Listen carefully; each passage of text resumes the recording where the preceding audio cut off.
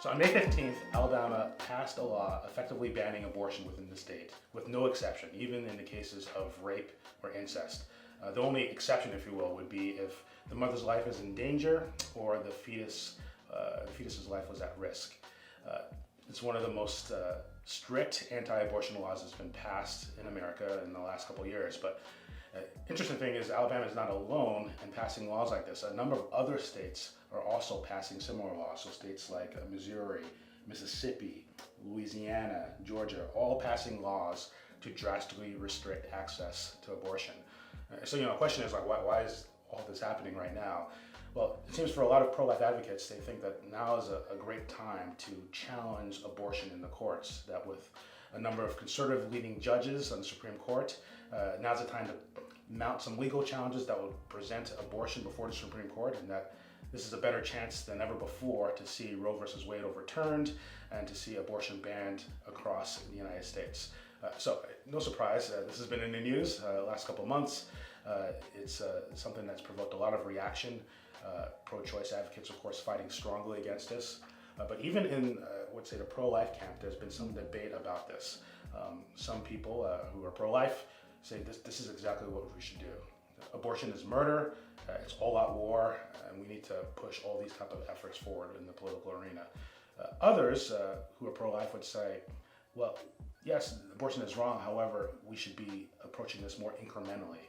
And then, in fact, pursuing things like this is going to backfire, especially these no-exception abortion laws, no exception in the case of incest or rape. And they would point to examples like what happened in New York and other states, where now it seems some states are going in the opposite direction, passing laws that open the gates for providing abortion, allowing abortion to be provided through all stages of a woman's pregnancy. So it's a big issue, it's a complicated issue, but it's an issue worth talking about, and I think especially talking about within the local church. I think the local church is the ideal setting to talk about any and all issues, and I get a chance to do that right now. I'm here with some members of my local church, Josiah and Andrea Friedman. You guys lead an organization called Voices for the Voiceless, and the mission statement for you guys is to build a culture of life, mobilize communities of support for those facing unplanned pregnancy. So this is an arena you guys are very much involved with. And I have Scott Rose, who's also part of our church, leading in various ways, hiking mountains, doing lots of different things. Appreciate that. Appreciate those pictures. That's how I serve, hiking mountains. Hiking mountains, I will never hike. So here's the sort of, before we kind of get into it a little bit, and I'm eager to hear your guys' thoughts, and as we think through issues like this, the precursor to this for me is, number one, we all agree that abortion is wrong. That biblically speaking, the Bible is clear on this. It's not really debatable. The Bible is very clear speaking against abortion.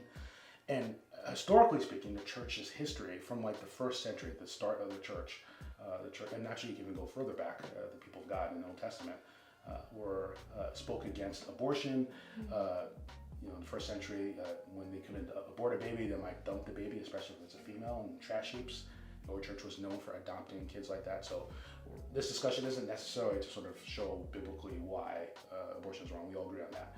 Secondly, we all agree that this is something worth talking about within the church, internally, sort of helping educate the members of the church, but also as a public witness of the church. And so one of the things that sort of is a lead into this is we all agree that the church does have a public witness, a voice, and so there's things that we have to be willing to speak into and not be silent on. And I think abortion is one of those things, right? So with that being said, how should we address the issue of abortion? And I'm thinking very specifically about what we're looking at with what's happening in Alabama. So I want to hear from you first on this, Scott. Should a local church in addressing abortion throw all its weight behind some of these sort of political efforts that are happening like in states like Alabama? Because the churches have limited bandwidth. I'm thinking of like churches of like 50 people, 100 people, can't do everything. And this is a powerful way for the church to stand up. What do you think? Is this something churches should really put a lot of their weight behind, these kind of efforts? Well, a lot of weight is different than all of your weight. Okay. All of your weight, because it's such a complex issue that is more than political. It's a cultural issue. There's so many facets that need to be addressed that I wouldn't say that, yeah, let's put all of our eggs in one basket and let's wait and see if we can just ban abortion, the problem's going to go away. Mm-hmm. that's not the solution. I mean, that's part of the solution. I've always looked at it as this, just as the body is given gifts, there's so many different ways that you can serve this issue. Sometimes it might be, if God is calling you to serve politically, I don't think that the church has to be absolutely united in how it addresses it. The church at large? The church, even a local church, I don't think you have to come at it from this specific angle, from an individual church. But there are different people in your body that are saying, I have a heart for the women that are being affected. Others that are just sort of sitting there going, no, we need to have more prophetic voice. And I need to be bold and go out there and speak against this. I've always heard it said in the gifts of the body, there's the prophet doesn't like the way the gift of mercy does something, and the gift of mercy doesn't like the way the prophet speaks. But we need both. So within your church, try to organize people into their giftings of how they can better serve in this area. And it might be politically, and it might be just behind the scenes, and it might be just praying about the issue. So you're right with churches maybe around not necessarily being up front with this, but you say there's a legitimate reason to have churches be actively involved in these kind of things, sort of at that sort of public level. Absolutely. You guys are involved with a lot of different things. I mean, we're looking at a political issue, we're looking at a cultural issue. Andrea, how do you think churches should be involved? Where should they put their efforts? Well, I really love Scott's attitude of just seeing the need for, God's a creative God. So seeing the need for creative approaches as God puts on your heart, and also the withholding of criticism. I think, God's not, Satan is the accuser. God is quick to listen. He is not one to accuse. I think it's so easy to become critical of each other's, the way that people are fulfilling a certain belief. And actually, it's much easier to be critical than to actually step out and do something. And I think we need to be learning from one another and quick to listen, and also quick to encourage each other. You need people. Everybody's on a different journey with an issue. Some people are all the way back here and they need somebody to be kind and quick to listen. And some people are right here and they're this close to really absorbing a truth. And so a bold perspective is really needed for that person. And it's so good that we have people all along that way able to reach different people at different points in their journey. And so I appreciate that we have people who are boldly speaking for truth. Sure, you could make an argument that they could do some more lovingly. You could make all sorts of arguments, but I really appreciate the diversity and the creativity in the movement. And if I could, I'd encourage each one of them. Okay, so you're rejecting my sort of attempts to say we should all do this. Yeah, exactly. Okay, I can accept that, right? And especially if you're seeing the church at large, like capital C. But look, here's what I'm going to press you guys. Okay, so we're going to divide it on there's political engagement and there's, let's say, cultural engagement. Let's look at the political side. What's the best, what are good ways or bad ways of doing that? So you said more bold, okay? Is more bold for you standing on the corner with a sign? Is that the kind of thing we should encourage? Or are you more likely to think, well, I don't know if that's the best use of gifts, to use your language, right? So let's say your gift is prophetic boldness. Some would say this is the best use of your time. So, and there's a spectrum there, like standing in a corner with a sign, advocating for certain laws, etc.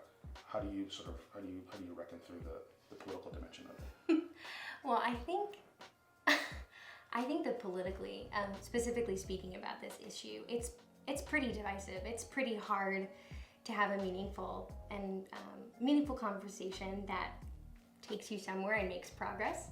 So I think that there are certain activities that we can take that are bold that I think, are really incredible that maybe are not as effective as they could be. Okay. So I know several people who feel called by God to stand on the street corner and to pray for these women and to love on them and be there, and they feel called by God. But I would encourage finding what God made you to do and doing it to make a difference in this movement, and having creativity with that. So Yeah. What about you, Scott? You, the good ways, bad ways to engage on the issue, sort of on that prophetic / political side. Well, there's, like we've been saying, there's lots of good ways. Mm-hmm. The only, I think, really bad way is if it's not done in love. Okay. So if you're standing on a corner just shouting at people, and you're not doing it motivated by love, then you need to redirect your focus. Okay. But if you're out there and prophetically claiming the truth that this is an image bearer that is about to be killed, and you're doing it because one, you love the child, and also that you love the woman. I mean, you have no idea what this is going to do to your life. Go out there and do it. Be bold and proclaim it. But also, some people just might not be gifted in that area, and just say, And that's "No, okay." and that's absolutely totally okay. okay. But abortion is a huge issue. Yes, it is. You still think it's okay if that's someone not feel called to do that? Absolutely. Just as I think homelessness is a huge issue, but I don't think everybody has to be out there feeding the poor every single day. Okay. But they need to be engaged in the issue, and they can serve in different ways. Yeah. Just, I mean, Yeah. you think through political dimensions a lot, right? Sure. I mean, the reality is, and well, I'm gonna go back to there's limited bandwidth. I mean, we're all being like, everyone can do everything, but like, I have to decide I'm gonna use my afternoon to go down to City Hall, to petition these people, these other different things, and there's gradations on that. Like, what are these? Let's go back to news item of the specific efforts in Alabama, and we're glad to see less abortions. Yeah. However, is this the best way to do this? Is there how would you think through that? That's a really good question. So I think when it comes to churches having limited bandwidth, to kind of jump into that real quick, I think there's a clear order of priority that needs to be understood. And that is that every church has different giftings and different passions among its members that should be adhered to. But this is an issue that affects every church. And I think every church should have a sort of priority one when it comes to this issue, to create a space where someone facing an unplanned pregnancy would feel comfortable being vulnerable in that environment and could expect that they would be shown the love of Jesus, that they're confident in that. So I think that's priority one, regardless of whether they want to be politically active or not. That has to be something in our churches, and I don't think it's a norm today. And however, I think the need to speak up politically is much greater than a lot of people realize, and much greater than a lot of people would like to be, because this is so polarizing. When it comes to politics, this is really something where these laws have been passed, and everyone who's passing these laws knows that these laws will be challenged in the courts and they won't be enforced anytime soon. These laws have been passed to challenge Roe versus Wade, and ultimately with the hope that Roe versus Wade would be overturned. I think that's a necessary aim for people who believe in the dignity of every person, regardless of their age, ability, or circumstance. It's a necessary step that we all need to take, and so I think churches need to be very direct about that. However, when it comes to laws like this being passed around the nation, there is a distinct cultural cost for these laws being passed in a nation that is perhaps not culturally on the same page. And that's where we get the reactions for what's happened in Rhode Island, in Illinois, in New York.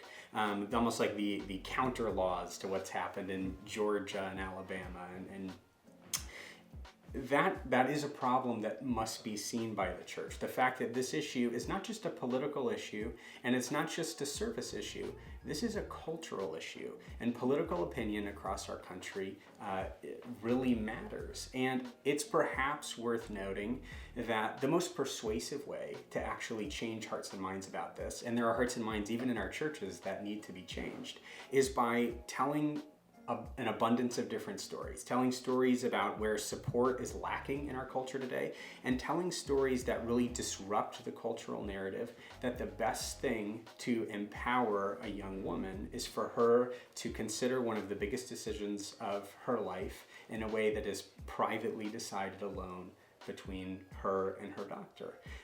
The belief that women are the most empowered when they are making these decisions, not with the support of their community, but alone, I think is very suspect and has to be challenged in our culture. Okay. Yeah. Yours next, Scott? I tend to agree with almost everything you said, though I think we can be sort of, the narrative gets to be changed. Sort of just the way you phrased it is, did New York do it as a reaction, or did Alabama do it as a reaction to New York? Because New York came first. New York is the one that came out right away and elevated the late, how soon you can have an abortion. So I don't think we want to dive into the narrative that these states are reacting to Alabama and Georgia and others. It's a political issue, and both sides are fighting for it. And ultimately, like you're saying, it's going to go to Roe v. Wade. That's why 80% supposedly evangelicals voted for Trump, right? It was to get the Supreme Court changed. And that's sort of where it's moving. They want to see that battle take place. But to your point is, that is never the solution. We have to realize, even if Roe v. Wade does get overturned, that's not going to stop abortions. Ultimately, it just goes back to the states, and they get to decide. And Rhode Island, New York, Illinois are going to have crazy laws. Alabama, Mississippi, Georgia are going to have stricter laws. But we have to realize, and I think you guys really get at the heart of this, it moves from political to cultural. And we have to be changing hearts, not just laws. Not just laws. Yeah. I mean, you think that can be done at the same time, and you guys don't see the one. It can't be done at the same time necessarily. I mean, it happens at the same time, but I think what I took from your question right there is, if you change the law, do you change the heart? No. Okay. You don't. If you change the law, you don't change the heart. But it does seem like you're okay. I think some would say we should spend more effort doing the cultural stuff before the political stuff. I think I hear you saying. I don't. I just like I wouldn't have been fine saying let's change the culture in 1860 until people just sort of their hearts change and they want to see that slavery should be ended. No, there needs to be a law that says this is wrong. Yeah. And then ultimately, how do we work that out? And I think the way you guys are working it out is where we failed back then is sort of, okay, we passed the law, but we didn't help these people become integrated into our culture. How are we helping? We pass a law that stops them from aborting somebody, but how are we integrating the child into the culture? How are we integrating the mother and helping her along into the culture? That's the big issue. But I think far too often, many of us think that once we get the law passed, our work's done. So, to that point, so Andrea, I mean, I think a key in this is how do we focus on the story of the woman who goes through these situations. You alluded to this as well.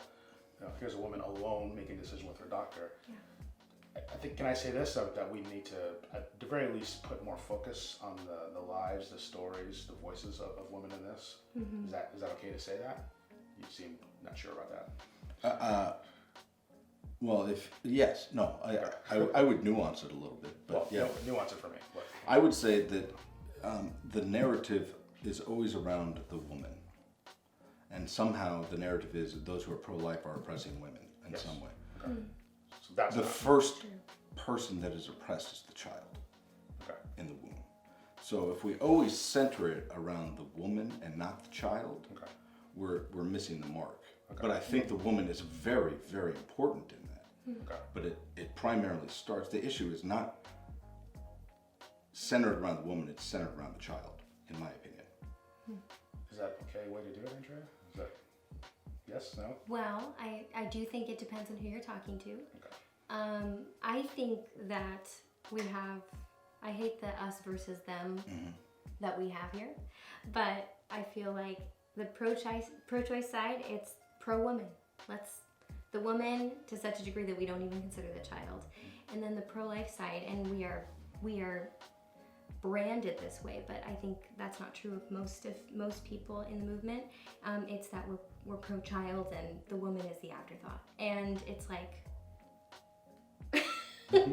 why can we not love and support both? And I do believe that if you're talking to a woman who is facing an unplanned pregnancy and facing the financial and the social and the relational and the future costs that go into all of that, because it is really complex.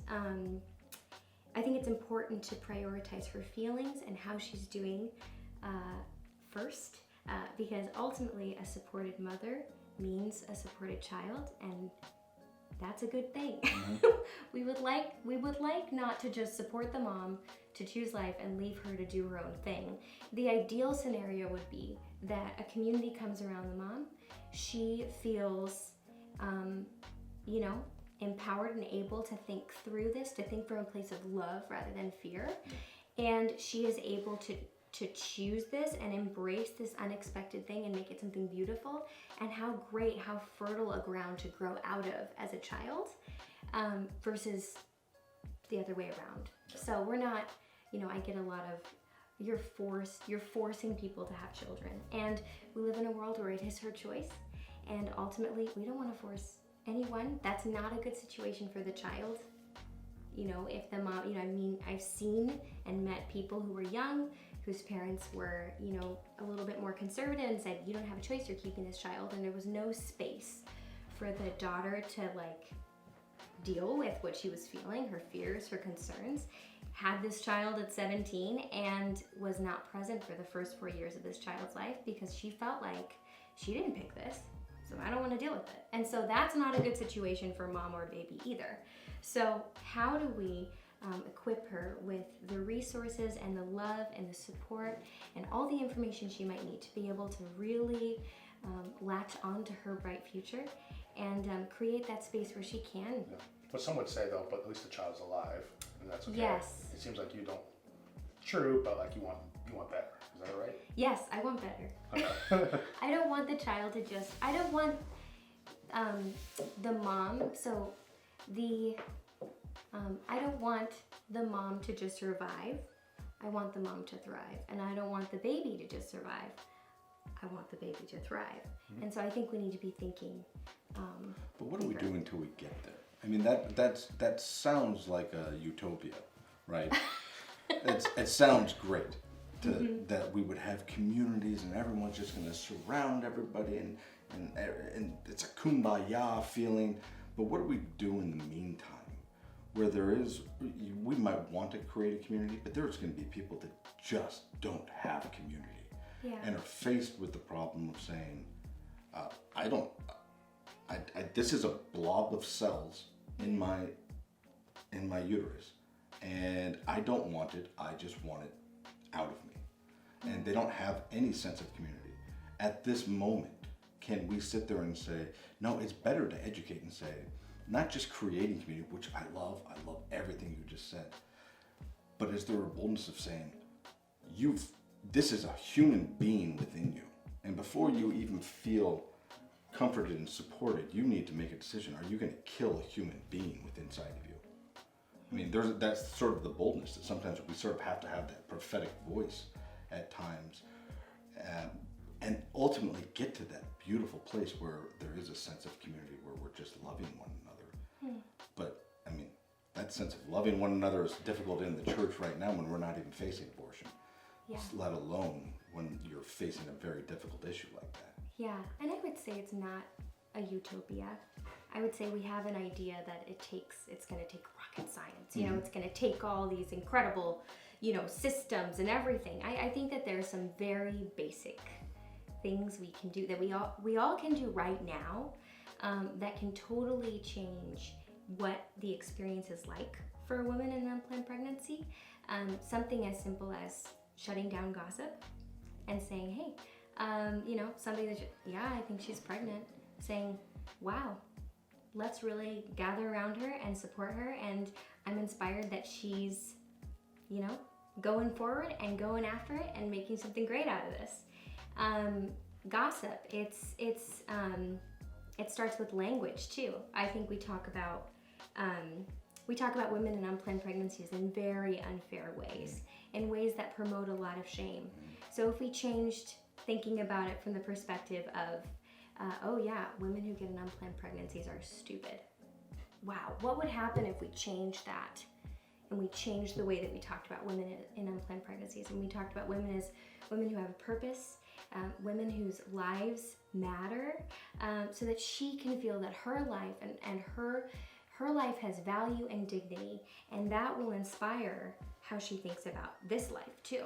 If she feels valued and that there's purpose, that something good can come out of something that she wasn't expecting, maybe she can think that about the child inside her.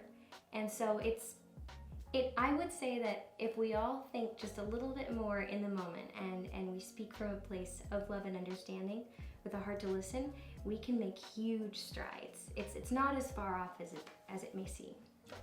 Well, this doesn't solve everything. But it's a great conversation starter. Yes, and that's what this is meant to be. Hopefully this is, and also just showing there's some places where we really do need to agree, right? Which is, we need to speak into this issue as a church. We need to think about it. We need to think about it politically and culturally.